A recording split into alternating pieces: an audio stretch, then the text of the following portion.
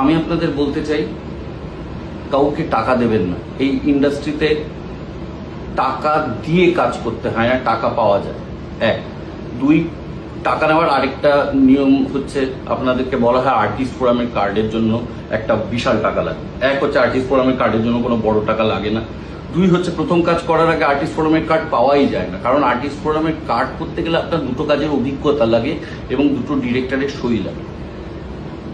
আর মেয়েদের বলছি, তোমাদের কাছ থেকে টাকা ছাড়াও অন্য আরেকটা জিনিস চাওয়া হতে পারে, কি সেটা তোমরা ভালোই বুঝতে পারছো। Don't offer them that.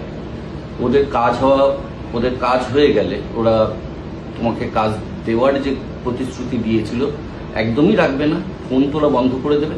আর দ্বিতীয়ত, তুমি যদি কম্প্রোমাইজ অফার করতে থাকো, তুমি তোমার জেন্ডারের জন্য লড়াইটা কঠিন করে দিচ্ছ, কারণ তুমি উদাহরণ তৈরি করছো মার্কেটে যে এভাবেও কাজ পাওয়া যায়।